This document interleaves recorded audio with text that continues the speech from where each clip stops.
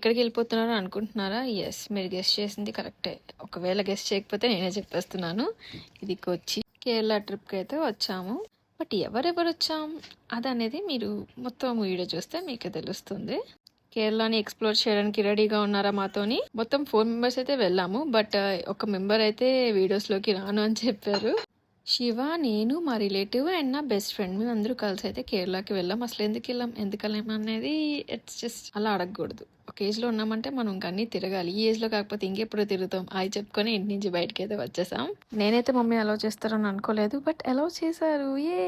So ఇప్పుడైతే మేము marine డ్రైవ్కి వచ్చాము ఫేరీ ఎక్కడానికి. కానీ మేము ఏం తినలేదు కాబట్టి కాఫీ తాగుతాము. అండ్ టైం ఫేరీ ఫేరీ ఏదో ఒకటి అర్థమైన వాళ్ళకి అర్థమవుతుంది. ఓకే, అది అయిపోయాక ఆ తర్వాత మళ్ళీ వచ్చి లంచ్ చేద్దాం అని అనుకుంటున్నాం. నేను మార్నింగ్ 8కి లెగ్స్ రెడీ అవ్వండి అని చెప్పాను. వీళ్ళు లెగలేదు, వీళ్ళు 11 చేశారు లెగ్స్ రెడీ అవ్వడానికి. నేనైతే 9 కల్లా రెడీ అయిపోయి ఉన్నాను. నేను 9 రెడీ అయిపోయాను. వీళ్ళే లేట్ చేశారు అమ్మాయిలాగా. నేనైతే రెడీ అయిపోయాను. సో ఇది అయిపోయాక అది మళ్ళీ లోపలికి వెళ్ళింది షూట్ చేస్తాను. చూద్దాం ఎలా. సో మేమైతే ఫెరీ రైడ్కి వచ్చాము.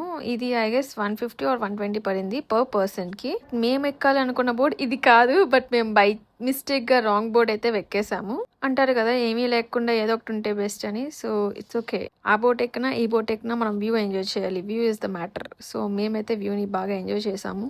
కాకపోతే బాధ ఏంటంటే ఆ ఎల్లో బోట్ చూస్తున్నారా, అందులో నుంచి మంచి మంచి పాటలు వస్తున్నాయి మా బోట్ నుంచి. సో వాట్ ఎవర్, మేమైతే మాత్రం మంచి వ్యూని అయితే ఎంజాయ్ చేసాము.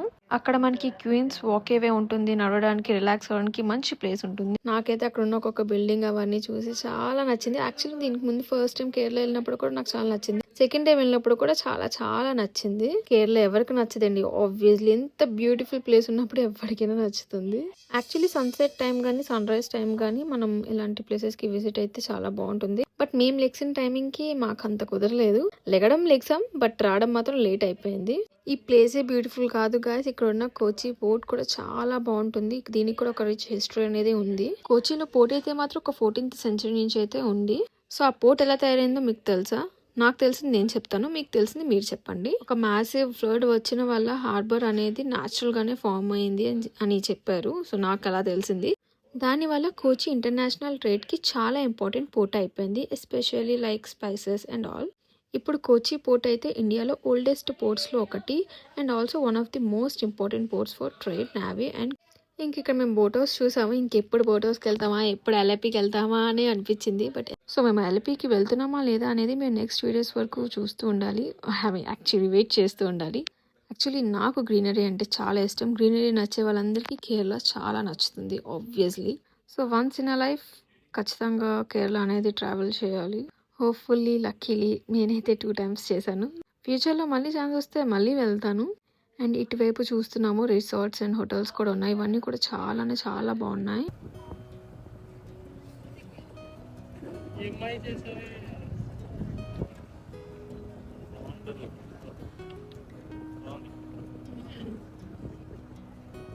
ఆ పైన ఆ పెంకులు ఎంత ఓల్డ్గా ఉన్నా ఆ లుక్ ఎంత బాగుంది అసలు.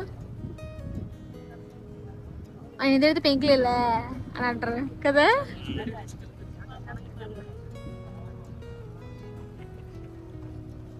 అదే కదా అది పెంకులేలే కట్టి విధానం ఉంటది. సో గైస్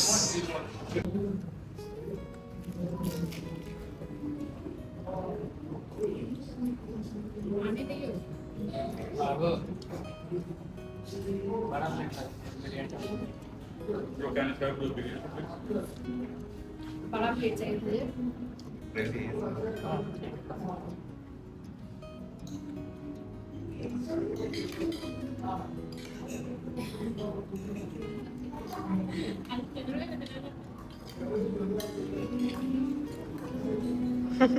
రివ్యూస్ చెప్పండి, రివ్యూస్ చెప్పండి. నువ్వు బాబు నువ్వు మాట్లాడలేనివి నువ్వు వాయిస్ ఓవర్ ఇచ్చుకో.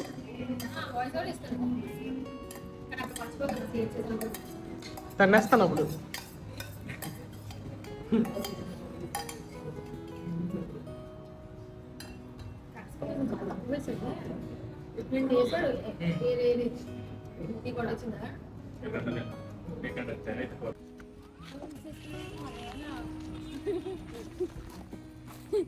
అరే ఇంటి టూలో తీసినా ఇంకా పనులు తీస్తున్నావు 1